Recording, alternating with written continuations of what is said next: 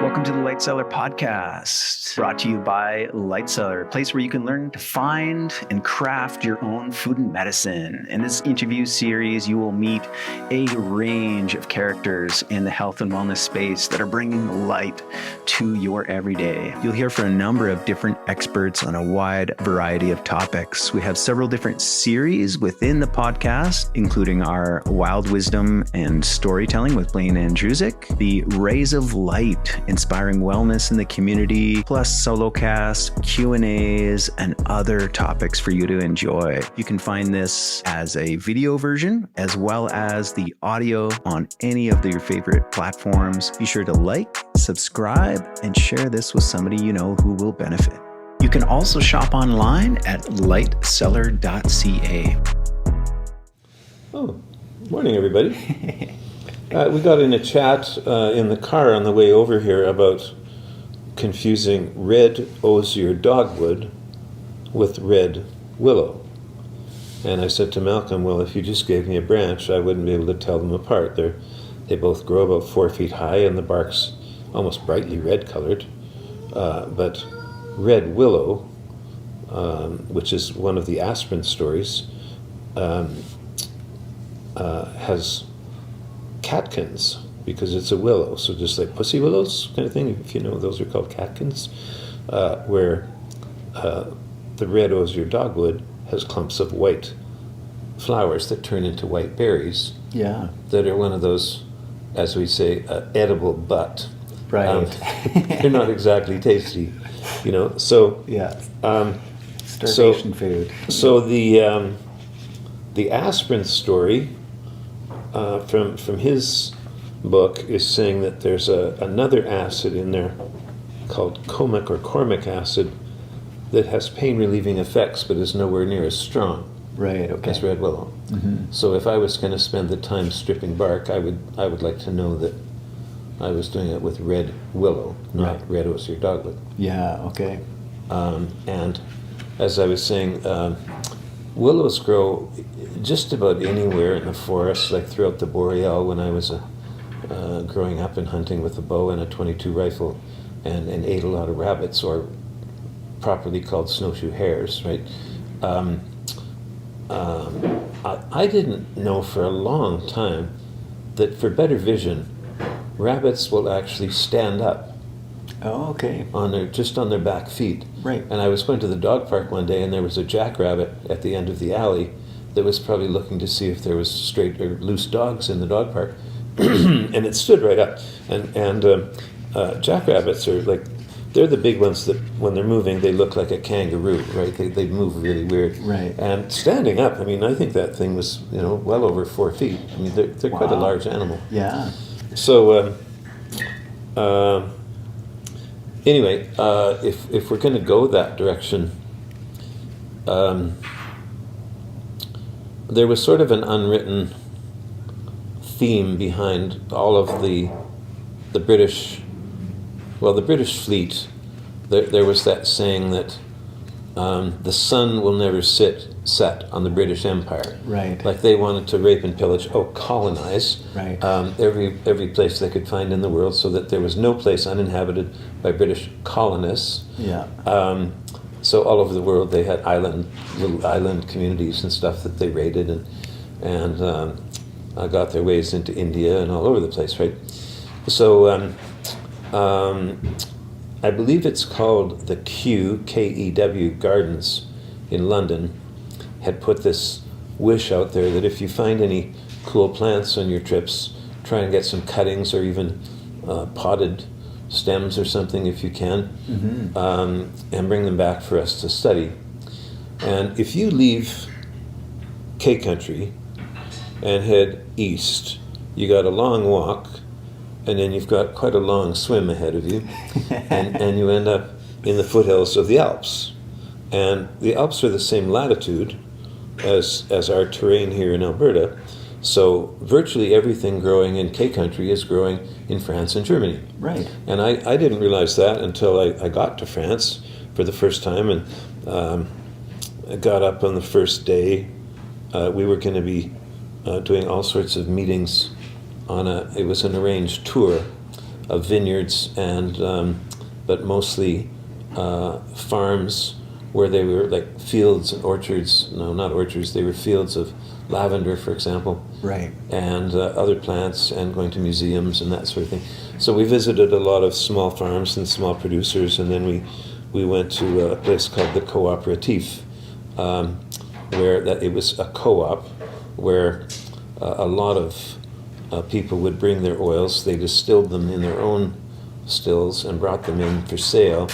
And these huge, like bigger than your van, right. And mostly plastic, oddly enough.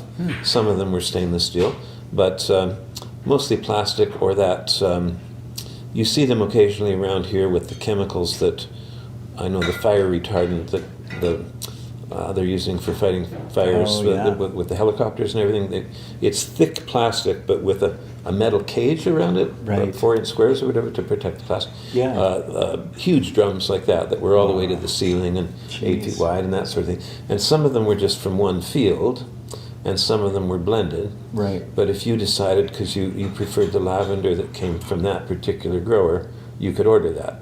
Right? But it was quite a large warehouse and nice place to visit. Anyway, back on track eventually we go.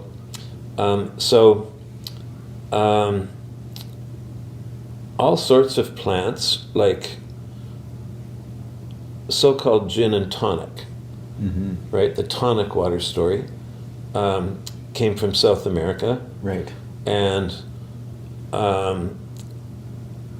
they didn't have time for burial sites and things like that. If you were really sick with a high fever, they would just tell you to get out of town.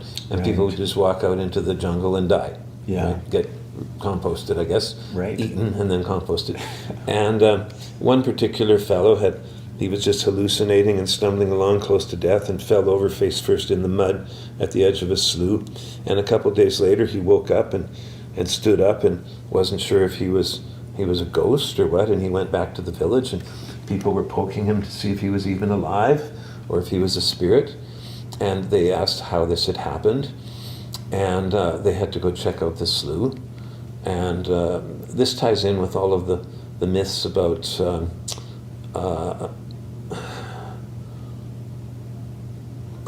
longevity springs and things like that all over the world, right? Yeah.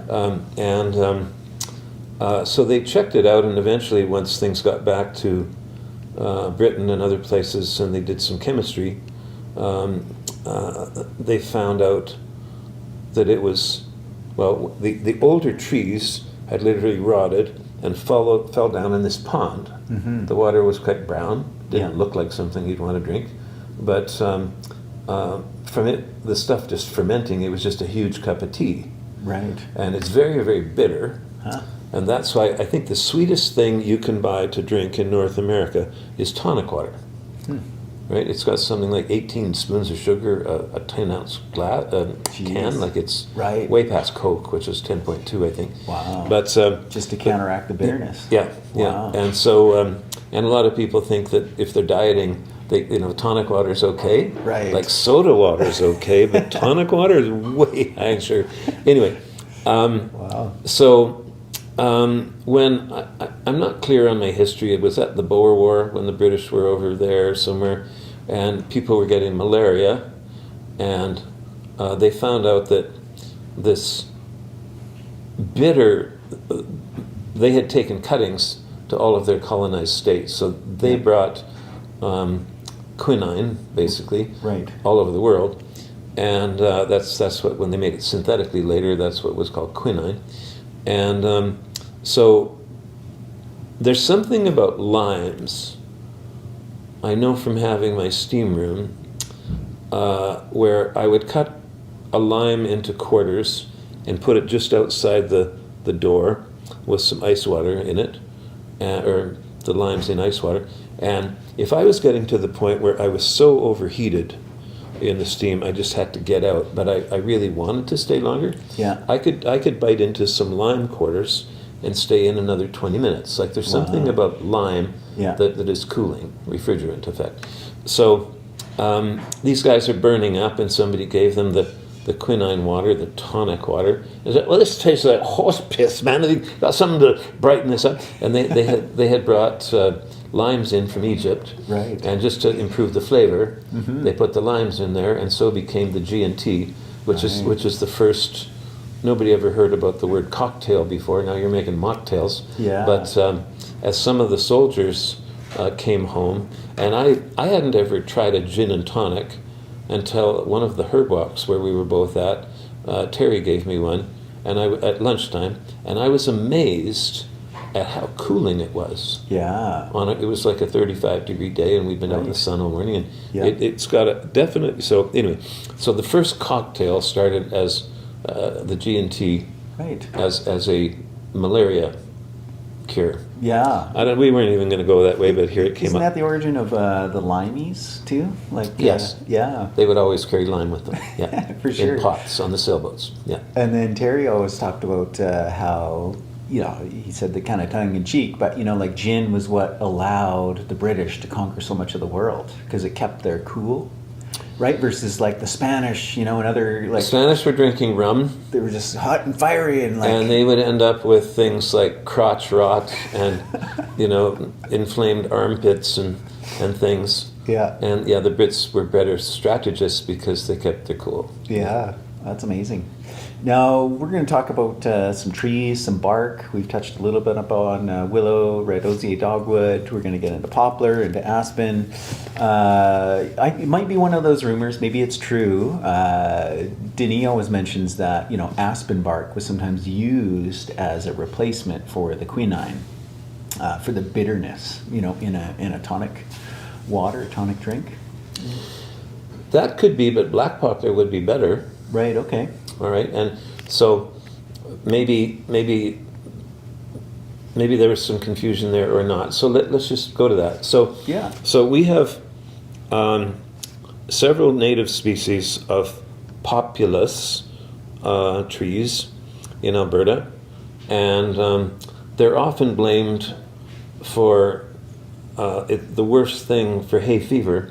Right. Because when they're in full flower and then seeding, you get those big clumps of fluff that if they end up in a corner beside your garage or whatever, they're a foot deep. Right. It almost looks like it snowed. And you got to be careful around them because they flash. If you lit a match Right. into that, they Yeah. like it goes like flash powder. So very common around in the city as well as along the Bow River corridors and stuff. So it's a strong native plant. Is called black poplar because in age the bark cracks and turns quite dark, even blackish, and when it rains and the bark gets wet, it's definitely black. Yeah. Right. So two different plants here: Populous balsamifera, and then Populous tremuloides is the one that we call aspen, or trembling aspen. Right. And we would say. Well, okay, I'm going to keep this open for a moment, just for that shot. So,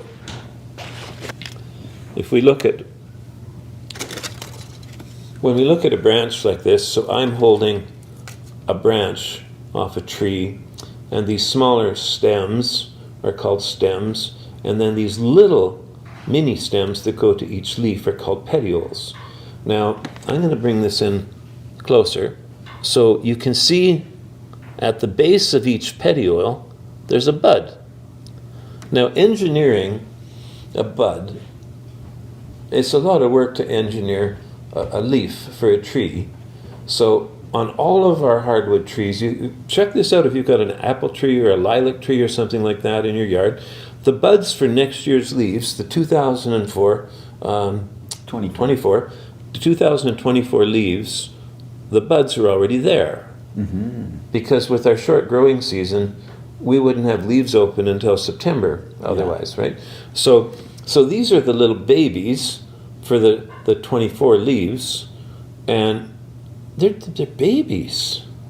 And, they're little green babies in there. And our winters are bitter. Yeah, and long. So to protect the little babies from the winter weather and the wind, trees produce different rosins and shellacs and things that coat the buds. So On this one, I'm surprised. What I'm used to, I'm more used to. I'm going to hold up the photo in this book, and I see. I don't know how well that's going to come across. Not very well. Yeah. It's because of the, maybe is that better? It's a little better, yeah. And here's another picture of it too. we'll see it if I can hold this steady enough on the one right on the tip here. There it is. Oh yeah. I don't know if that's gonna. Yeah, you can just see it. I'm sure wiggling a lot. Yeah, right there. You see that resin? There it is, glistening in the light. Yeah. Boom. So you'll see a little bit later in the season, the buds are completely coated in that red rosin. Yeah. And quite often in springtime, when we start getting some warmer weather, the rosin's slowly melting in the sunshine, and it's just like almost like a drop. Yeah. At the end of the tips. So. And what's interesting is actually some of them this one is quite orange. Some of them is actually a really red. Yeah. Color. Yeah, they vary. Yeah. But if I take one of these and crush it, it's very aromatic. I meant to bring that little jar of Balm of Gilead. Oh yeah. That Denis gave me. Yeah. That's on my table to bring. I mean, I got one in every room in the house. Pretty much. Not any of this bark, but just the buds are coated with a rosin that has high levels of methyl salicylate and also benzoic acid, which is a really good astringent. Mm-hmm. And benzoin, if you have the essential oil of benzoin, it'll smell much like vanilla. Oh, nice. So there's a chemical called vanillin, which is most of what's in vanilla extracts. So benzoin has very much a vanilla smell. So when we make the macerated oil from this and end up making a salve out of it, it's got a beautiful odor. Oh, it's a mess. You know, it just smells like this has got to be healing. Yeah, right? yeah. So now I'm kind of getting into three stories at once here. Let's go back to just red willow.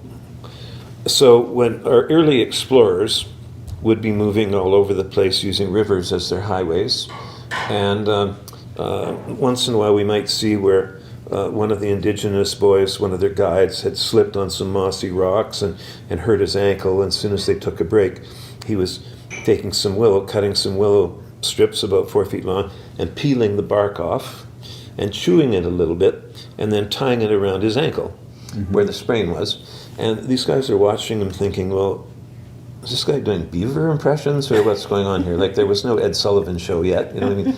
What's he doing here? And at the end of the day, he might take some of that bark again, sore shoulders from paddling all day, and crush it up a little bit, maybe chew some. If we chew something, we call it a spit poultice, and rubbing that on his sore shoulders. And they kind of thought, well, this guy isn't insane that we know, so maybe there's something to this. We should give it a try, right? Mm-hmm. And so they brought this story back to England, and along with some of the plants in the Kew Gardens, they started studying, and I don't know how we got from there to Germany, but Dr. Bayer was in Germany, and there's another, by definition, herbaceous is anything that grows, it's all green, and it completely dies back in the fall. If something comes up and the stem makes it through the winter, then we call it a shrub. Right. So we have a dwarf shrub called meadowsweet that grows throughout the foothills of the Alps. I found it in France, and it grows all over K country. It's good for many other things too, like it's a really good stomach tonic, but it's equally high. And in studying all the plants that he worked with, Dr. Bayer found several that had this particular chemical called salicylic acid. So the chemical, when you draw them, I might have mentioned earlier something about isoprene units or not, but chemicals can grow in really long chains, which are called aliphatic carbon chains, or they can grow in cyclic chains. They look sort of like a stop sign. Mm-hmm. And so the main body of salicylic acid is one of those cyclic things with a few little things sticking out the side, and so it's called cyclic, and it's salix. We got it from the genus of willow plants are called salix. So we had a salix cyclic molecule, and when Dr. Bayer was done with the acetyl form, the synthetic version, it was acetyl cyclic. Or acetyl salix. Salix, yeah, acetyl salix cyclic. Right. And that just got shortened to acetyl salicylic acid, which is ASA, and we didn't have to chew bark anymore. You can just take little white pills. All right. So that salicylic acid shows up in a number of plants in Alberta to varying degrees.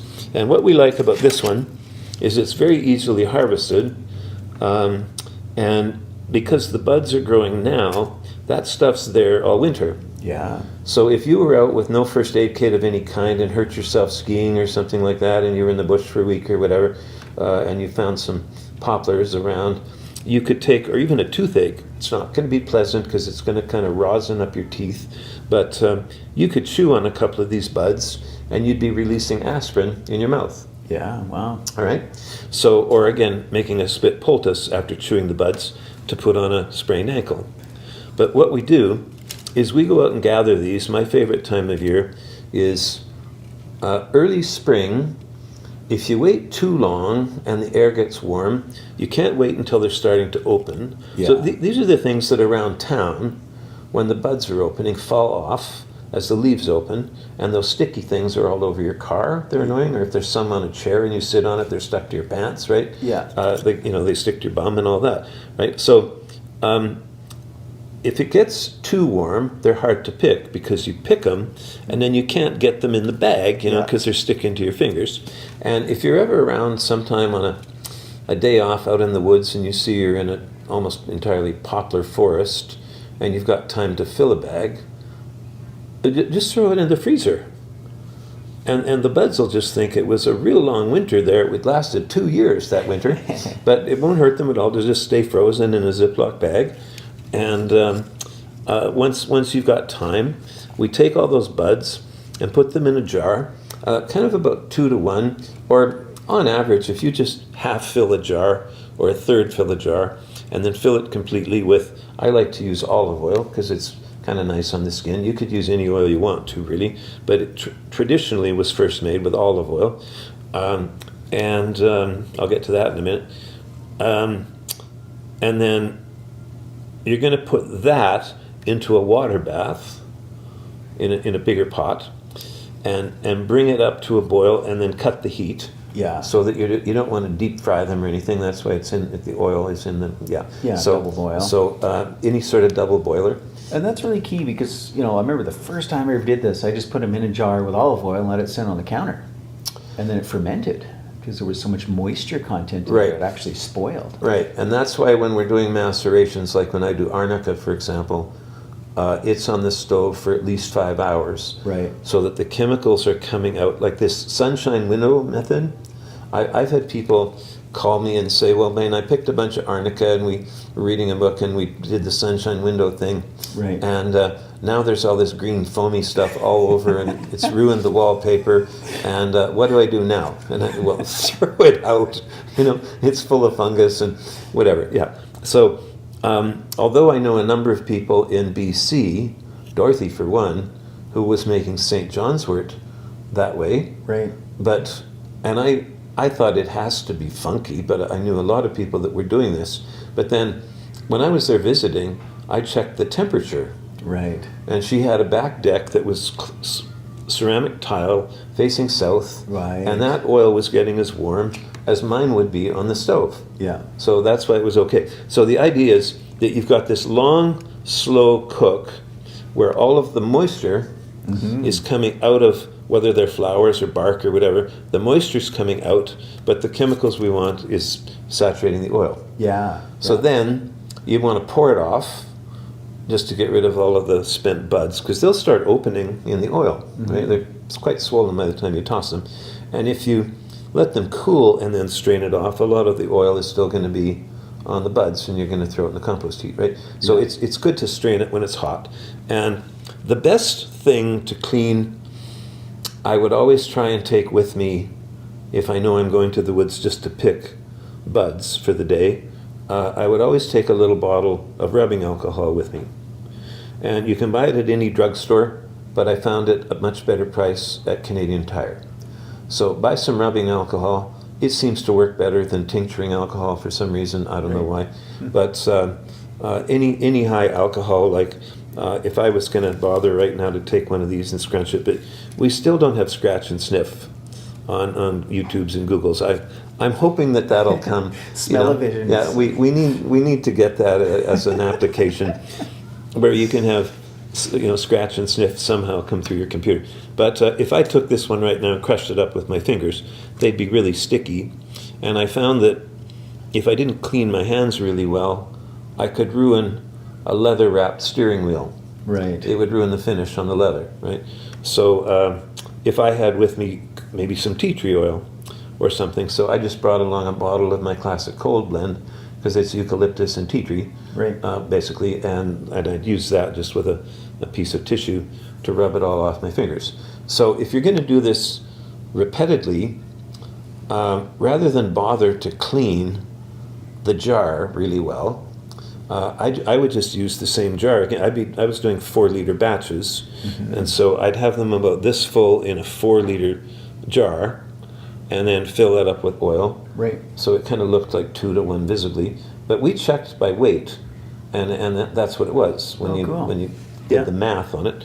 So so a lot of the oil goes into all the spaces, right? Yeah. And then rather than clean the jar, I would just put a lid on it when I was done and put it in a dark place in the basement and use the same jar year after year rather than waste a bunch of alcohol cleaning the jar. Yeah. But if you need to use the screen again for literally a cup of tea or something, I would use a toothbrush, right, and some of the alcohol, and you could get it clean that way. So the best solvent for any oleo rosin, and that would include frankincense and myrrh, and even patchouli, frankly, that's Halloween. Frankly, when we're pouring blends using graduate cylinders, even patchouli, like you can't take a dish rag and dish soap and get it clean and then use it for roses next. It's just a lot of it stuck to the glass, so we would use some of that rubbing alcohol with a little brush and clean that out, rinse it really well, and then soap and water. Or I would use some of that, I think in another episode I mentioned that stuff that's a lot of commercial janitor type people use. Oh, the orange. DEP. Yeah. That you can buy again at. Where is it? Zep. Zep. That's it. Thank you. Yeah. At comes in about 4 colors, and the ones that we want for working with essential oils and rosins is the orange one, because it's orange. It's based on essential oil, which is a solvent. Right. So a lot of janitors and people like that use it. But you can, if you spill oils, whether it's motor oil or almond oil on a cotton shirt, you want to dump a bunch of that on it and throw it in the laundry, and it'll come out clean. Right. Or for massage therapists, it's the best thing for cleaning your sheets with once in a while, or they're going to stink. Right. And especially poly cotton blends. Right. Like fully cotton sheets, which are more expensive, wash better than the cotton poly blends that most people use. So they're just a little tip for any massage therapists out there. But okay, so back to this. In spring, before they start opening, by then all the rosin's falling to the floor on the little bits. We want to get them. So I would like a day. Even today, it might be up to -4 right now, but I would like weather around -4 up to +4, in that range with no wind, where you could just work with bare fingers to pick, because if you're picking when it's too warm, you're just going to ruin a set of gloves. So springtime, March, April, if you get a Chinook. If you get too many Chinooks, all the rosin's going to be dripping off the tips, like I was saying. Yeah. And then we slow cook them So no lids on the jars. You've got to let that moisture escape. And so a jar full of these leaves and olive oil in a water bath. And I would rather do it that way than use a double boiler, because then you've got to clean the stuff off the double boiler after, right? Yeah, totally. So it just avoids the cleaning aspect. So methyl salicylate, and that's in highest volume in the black poplar, which has the bigger buds because it has bigger leaves. Yeah. Now aspen is very common. Well, that's a clump, and sometimes you'll see really big clumps on the tips of branchlets. The really big clumps are the flower clumps, the flower buds. Right. And you can throw those in too. Okay, I'm gonna get a side-by-side comparison. So that's one of the ways to kind of distinguish, know what you've got. Well, those are all the same. This is poplar as well? Yeah. Like it's a columnar aspen? No. No? No, same trees, right, side by side. So different variety. It's like a hybrid, I think. could be. Yeah. But I haven't looked, frankly, at the columnars. But when we look at aspen, Yeah. the buds, the leaves in comparison are much smaller. They're Yeah. almost round. So why is it called quaking or trembling aspen?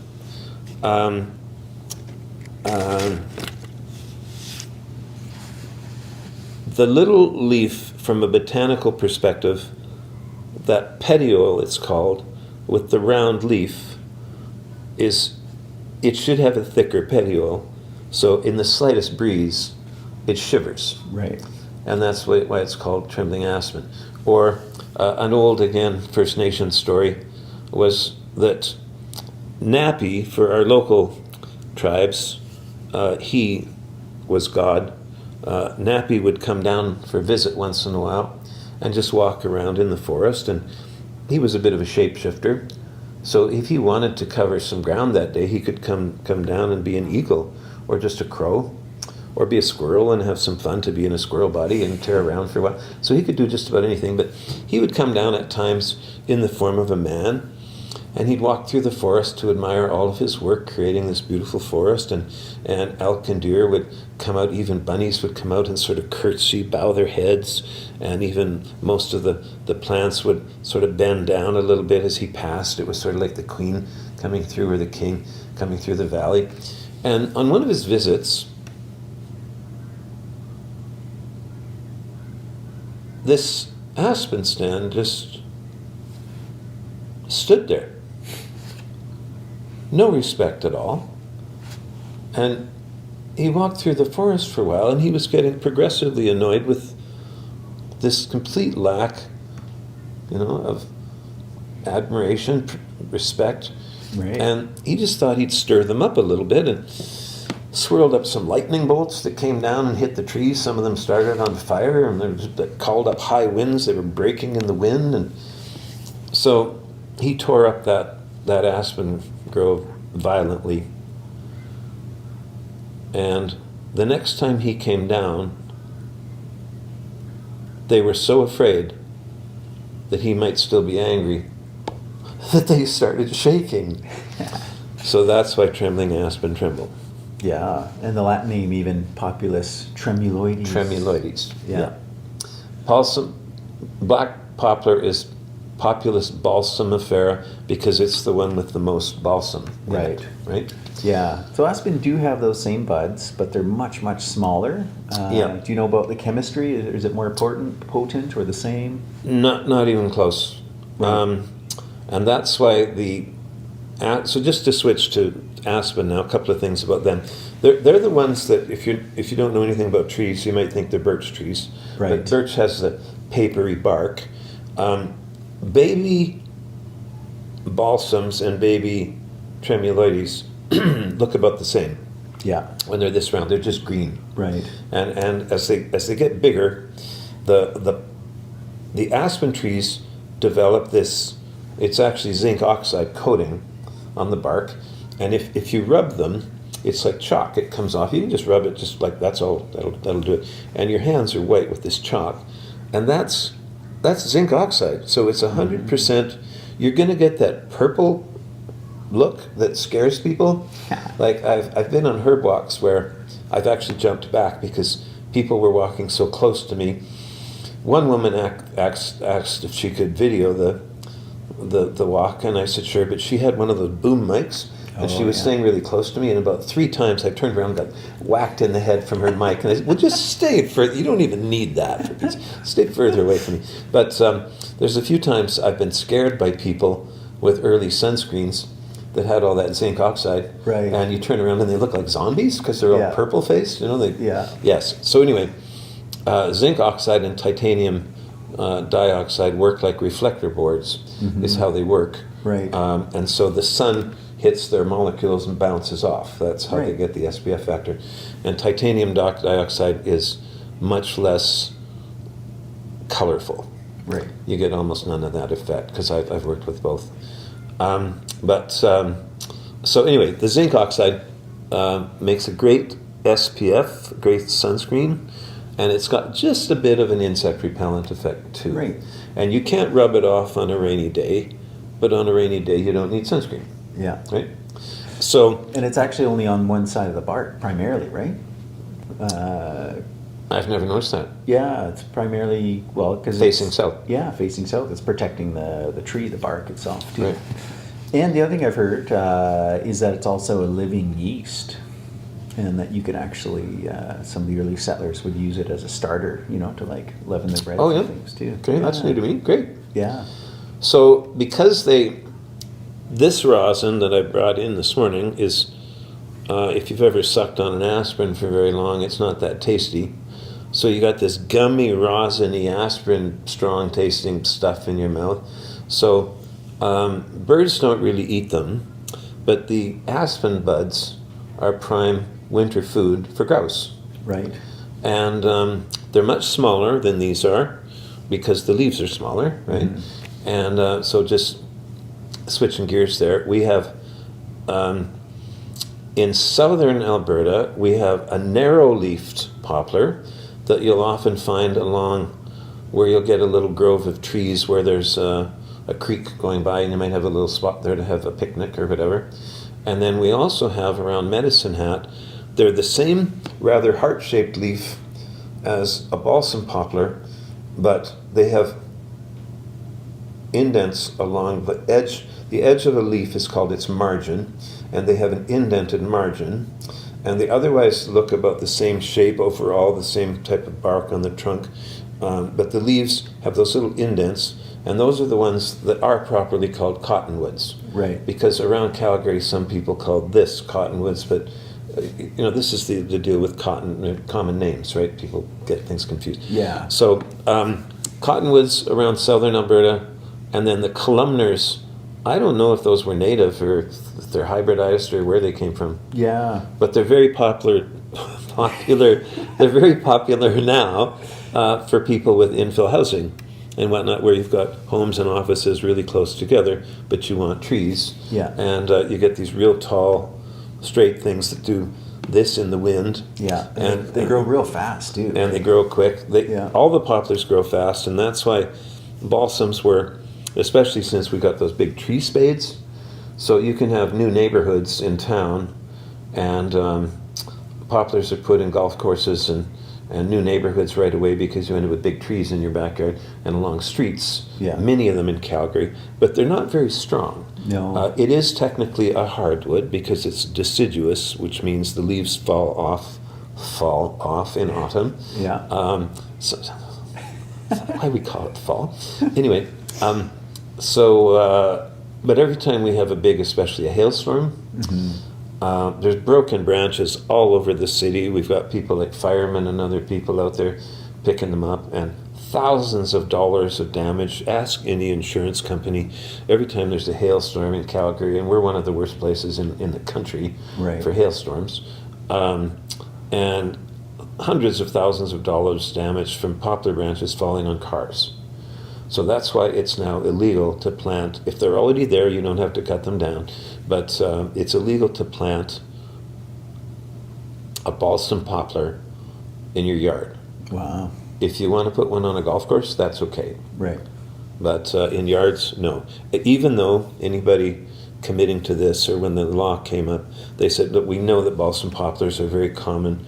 They're popular throughout the ecosystem of the Bow River valleys and whatnot. So they're common. If you walked from here all the way to Banff along the river valleys, there's balsam poplar everywhere. They're not hard to find. Yeah. So some people that like doing things ethically rather than even, I mean, to me, when I go out to the foothills to pick along trails and whatnot, and I don't feel guilty because officially I'm just pruning. Right. I'm not killing the tree. I'm using some of the lower branches, just kind of reaching as high as I can. Yeah. But if you want to be ethical and you don't care about a little bit of pollution, the best thing to do is just follow when the city or the landscaper types, the arborists, have those shredders, and they're going around cutting branches off anyway. Yeah. And some people say, well, I'm not going to do that. I'll go out on the golf course after a big windstorm and just pick up the branches that already broke. Yeah. But, I mean, I use a lot. I want to fill a 4-liter jar, right? So, but if you get a deal going with the arborists, you might even sweeten the agreement by giving them a jar of balm of Gilead. Right. So when we take the oil back to cooking the oil, we get the rosin off the buds into the oil. You could just leave it like that and use it for massaging a sore elbow, or you can add essential oils to it. Mm-hmm. Things like sidebar, wintergreen, tiny little plants they're evergreen, so that's why it's called wintergreen. We get a little bit here, more in eastern Canada, but the essential oil of wintergreen and our birch trees is absolutely 100% identical. Yeah. When you look at one of the graphs, there's a little bit of this, a little bit of this, and then 99.7% methyl salicylate. Wow. So anything in a recipe that you might see that calls for birch, you can use wintergreen, or if it calls for wintergreen, you can use birch. They're 100% same scent and interchangeable because they are the same. If you had overhead projector type things and put them one over the other, they are the same. Right. So is that true for like the birch that grow around here, or is it more of an eastern birch, different variety? I think you could do paper birch. Right. Okay. Yeah. Yeah. We have the birch genus in Alberta. I'm just going to guess, but I'll be close. Is somewhere between 9 and 11 species. Right. So the one that it's most common in the Boreal forest is paper birch. Yeah. And I think it's for that reason it's called Papyrifera because of that that whole story.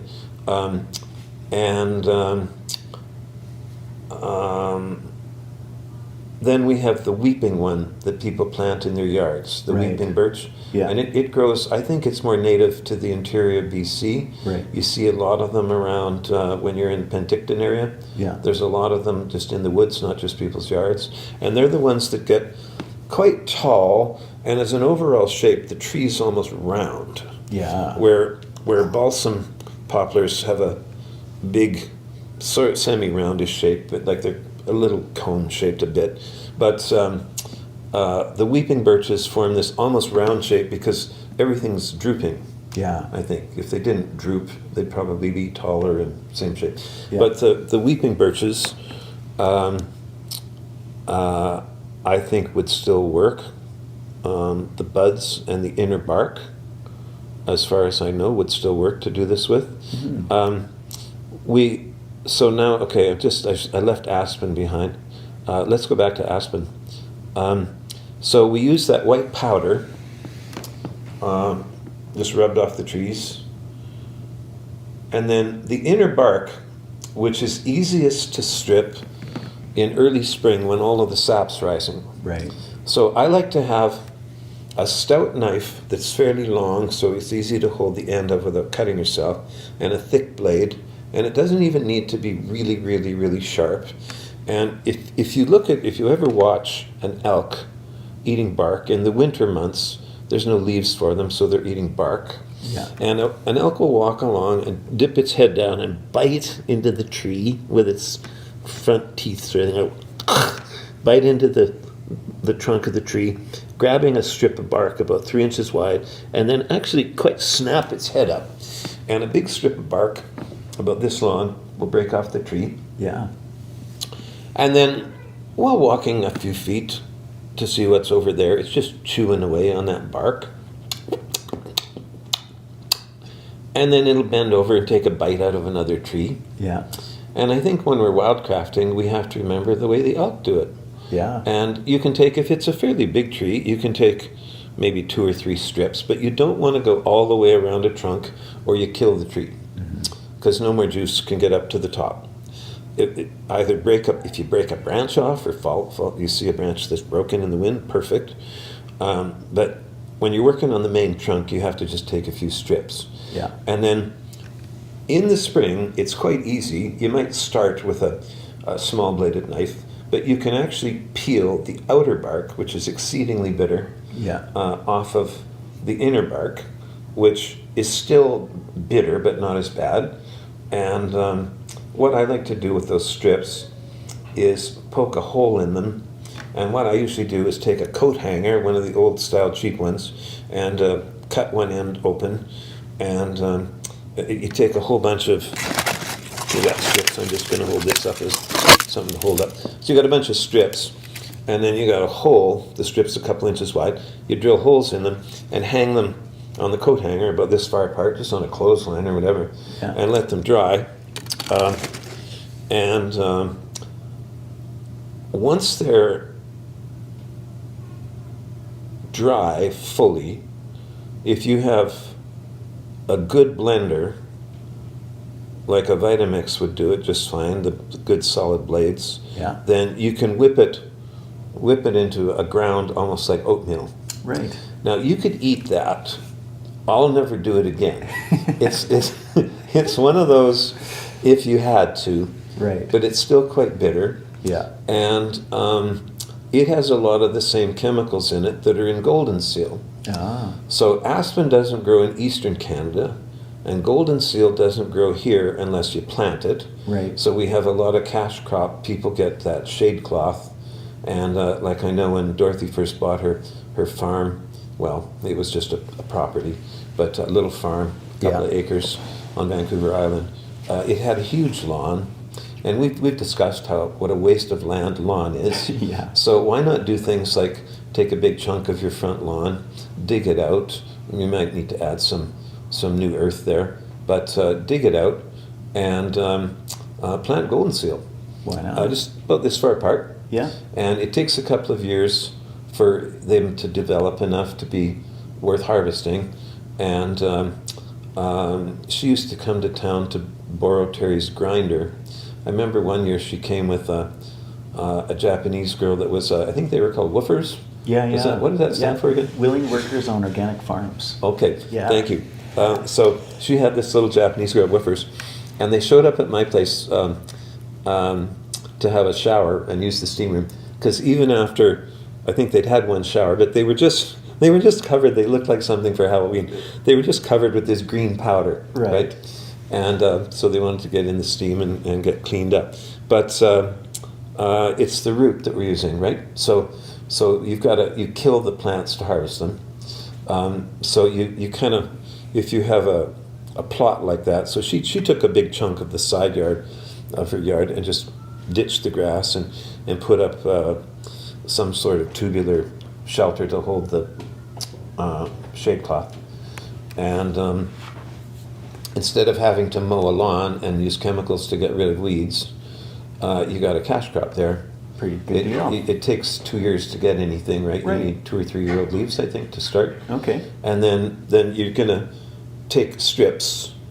I've heard this is the best thing to do with strawberries as well. Is you're gonna harvest a strip, right, and leave, say 2 feet, leave the next 2 feet, and those will sprout out this way, and then you'll harvest those 2 years later. That's so cool. you end up. That's how you sort of manage. Yeah. And that's a great thing, because I know golden seal is one of those ones that, in the wild has been harvested a lot. It's reduced the native population, so to be able to grow almost extinct in eastern Canada in some places, yes. Yeah. And once the word spread, it was valuable, and because people were wildcrafting it, It doesn't need to be an expensive herb, but because it was being wildcrafted, there's a lot of time involved. Yeah. And it likes dappled light, and that's why we had in the hardwood forests of eastern Canada. Yeah. I've spent a couple of times. Jennifer's family spent summers there, so I've spent time in the woods around Algonquin Park. Right. And that's where people go just to do these calendar shots of the leaves in the fall, because there's so many maples and oaks and things, and you get like brilliant reds and that sort of thing. So it would like growing in the dappled light of hardwood forests. Right. Same with ginseng. I wonder if they could be like a nice companion plant. You know, golden seal, ginseng, that would be that'd be a nice yard to have. I can't comment on that at all, because people in BC are growing ginseng that way a lot too, with the shade cloth. Too, right? Yeah. Cool. Yeah.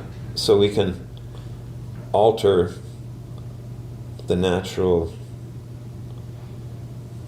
flora and fauna and landscape with things like shade cloth. Yeah, no, it's cool. And the potential of what, you know, human habitations have to create. I think in the previous episode we talked about Chicago, which Rosvita Arvigo, kind of famous herbalist, says it's one of the most like incredibly botanically diverse places she's ever been. Because the topsoil is so good and people just brought stuff, you know, kind of like you're saying, like the British, okay, got a plant from here, let's bring it back kind of thing, and plant it out. Like, I've never been to Chicago, but apparently it's amazing. I've been to LA and it's a similar story. Johnny Appleseed. Right. That he was a real man. Yeah. Johnny Appleseed was a real guy. And he thought, as the settlers move westward, there's two things everybody's going to want on the bald-ass prairies: shade and something to catch a buzz with. Right. So he was hitting every major river, and as soon as he found a fork in a river, he'd buy up land or get at least land. Right. And he had a couple different types of seeds he brought with him, and like sacks of them, and he would plant orchards. He knew he wouldn't get any money back for a couple of years, but he was planting orchards every place rivers crossed. And then the settlers came. Where did they settle? Where rivers crossed. Right. So he had orchards ready to go, and would sell them trees so that they could have shade in their backyard, and then make cider for picnics and things like that. So I read his story. His name wasn't Appleseed, but he was a real person. I don't remember his actual name, but taking advantage of that. And that's how the fur trade flourished, as round-eyed, bright-eyed, white-skinned people came to this great land. That's where Hudson Bay Company and others, it was called the Northwest Company, I think, one of them, and the Hudson Bay Company would build their forts and be there to trade with the indigenous people and bring things like pretty glass beads in new colors, which they loved, and so they were trading beaver skins for pretty glass beads. I always laughed when there was one day one of my indigenous friends was making necklaces to put essential oils in, and bought a bunch of those. I was making them myself, and she bought a bunch of them for one of the herb shows, or natural healing conventions that we had. Right. And as I was writing up her invoice, I started giggling, and she said, "What's the joke?" And I said, "Well, there's just something oddly funny about a white man selling a native person pretty glass beads." Right. It's like we're, harkening back to the past here. Yeah. And probably trading it for some moose meat. Right. Yeah. Cool. So back to Aspen. I mean, so you can eat the bark, admittedly very bitter, and probably would be described more of a starvation food. Had those medicinal properties, from the bitterness alone, but then also it would have some those methyl salicylates.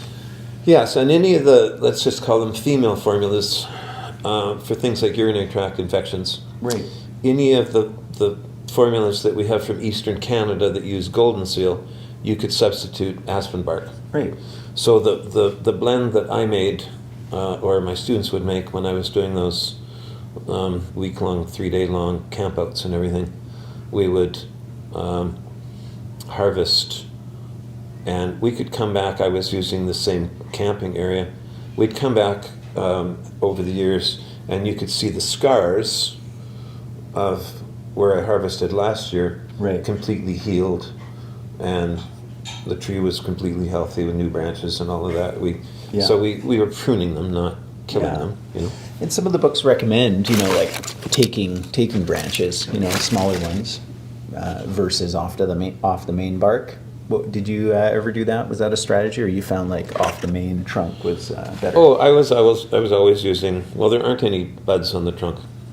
Well, they're all on branches. Branches, yeah, that's what I meant. Like, But I would if harvesting the bark, you take a whole branch. I would take a whole branch, a strip off the knowing trunk. that if it died, I wouldn't care, because I wouldn't take every branch on a tree. Yeah. Right? I'd take a couple of branches, and you kind of learn with trial and error how big of a branch you can reach for and pull down. Right. I would often be holding a Ziploc bag in my mouth Right. as I picked, Yeah. dropping them into the bag. And you'd learn pretty quick that if you got just a little too big, the branch would break. Right. You know? And otherwise, next year there would still be new growth just on that branch. The branch wouldn't die. Yeah. Yeah. Okay, we want to revisit that book. Let's show everybody what that one is. So yeah, we got to the aspen golden seal thing. Yes. Right. Okay. And like I said, columnars I haven't done any work with, so I'm not certain. Yeah. You could almost tell by just tasting some buds or whatever and see how bitter they are or whatever. Yeah. Harvest a little bark. And then you mentioned inner bark, so you take off that kind of, brown outside layer. Then you've got the green and white. Yeah, I want all the green gone. Okay. Yeah. And what I used to mostly use for that would be a coarse wood rasp. Oh, okay. Right? So where I had taken whole branches off of the tree, and we'd peel the outer bark off and then strip it until there's sort of a magic layer between the white wood and the dark green. There's Right. kind of this lighter color, Yeah. kind of a tan color. And I forget from grade 8 anatomy if that's the cambium layer or which one it is. Right. There's another. Yeah. Cambium's the one that looks like bark or like cork. Oh, okay. And that's where the juice flows, I think. But Yeah. And they could I should know that, but I don't. springtime, better time of year because it's That's more when it swollen. flushes. Oh, and on back to birch. This is something a lot of people do in Eastern Canada, like making maple syrup. You drill a hole.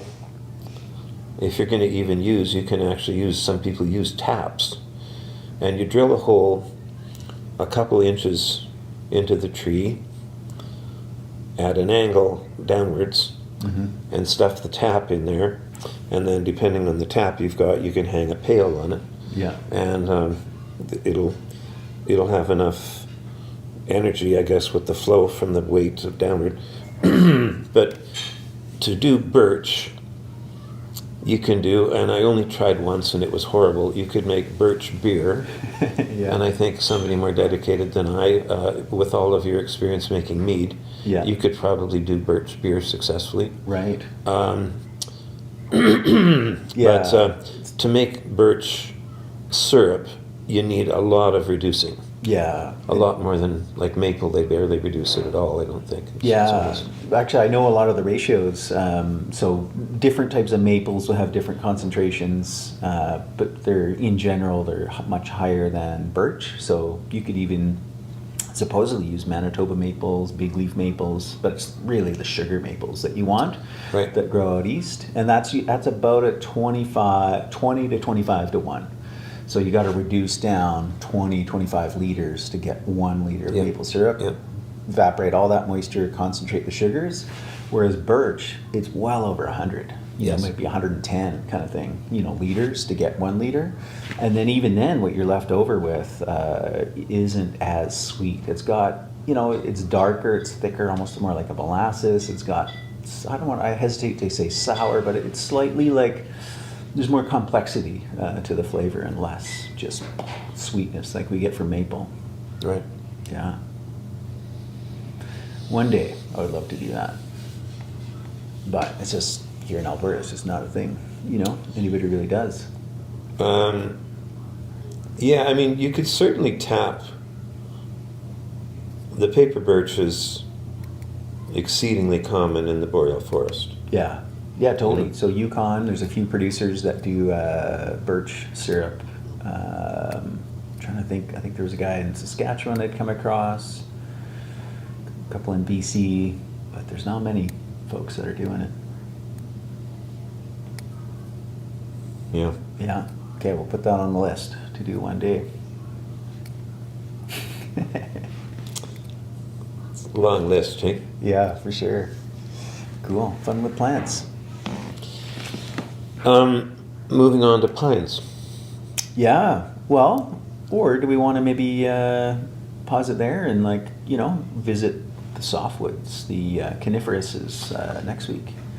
And maybe we should just say... Okay. Yeah. Have we got a time? Well, we're just over an hour so far, and I'll just say, because last time we went on a nice little dive into teasing about the possibility of a first aid course, and you shared some great stories at the end of last week. So I think that really deserves its own session. Well, as I've mentioned, I've done just working with the stuff that I worked with in my business.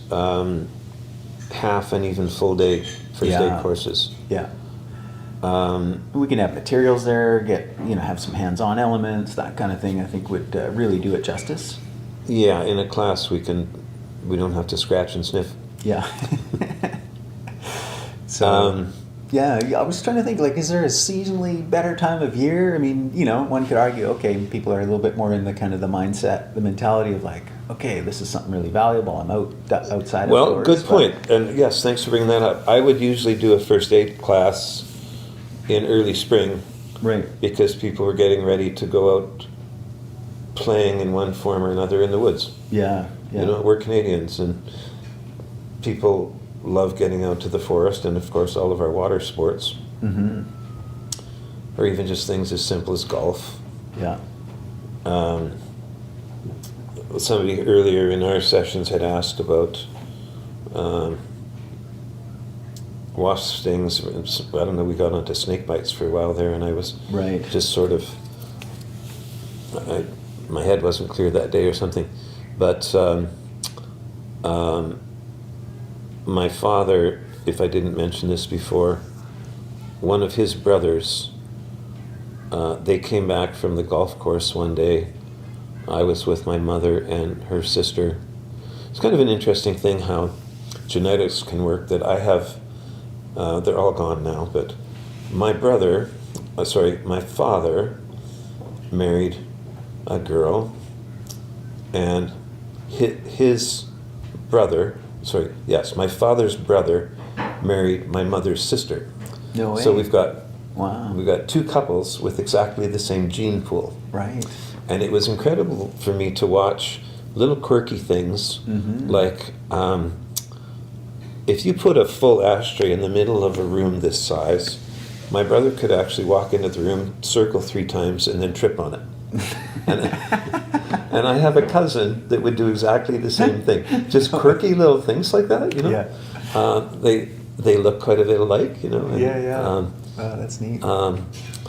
But it was just an interesting thing. 2 separate couples, but exactly the same genetic pool. Right. So why am I bringing that up?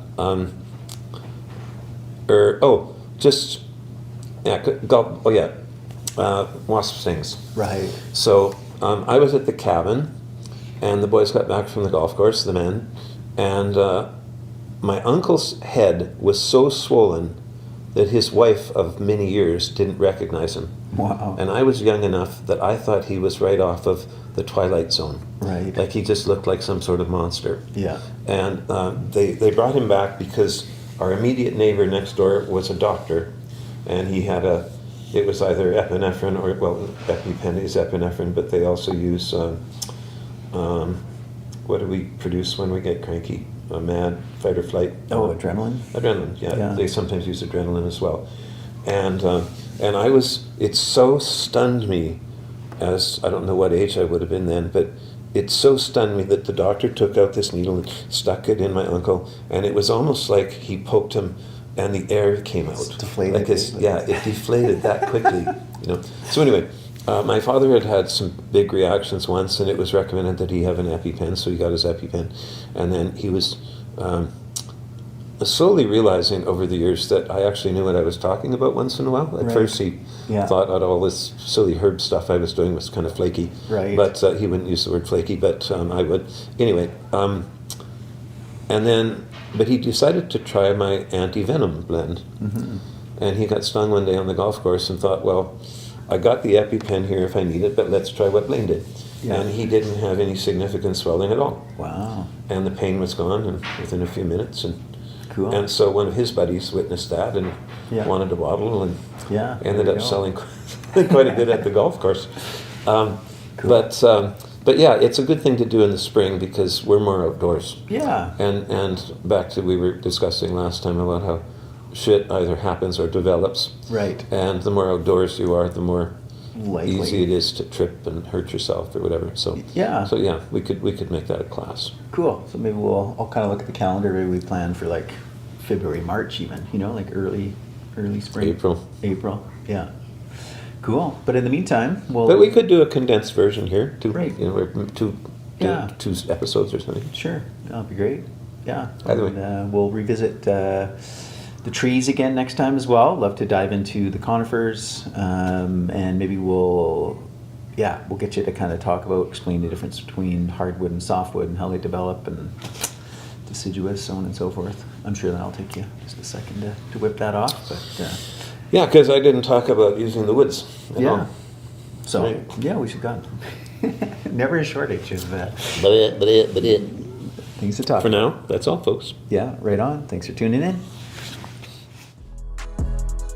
Thank you so much for tuning in. If you've enjoyed today's episode, be sure to give us a like, share this with someone you know who would benefit, and subscribe so you're up to date with all the new episodes coming out. You can shop online at lightcellar.ca as well as visit us in the heart of Bowness in Calgary, Alberta.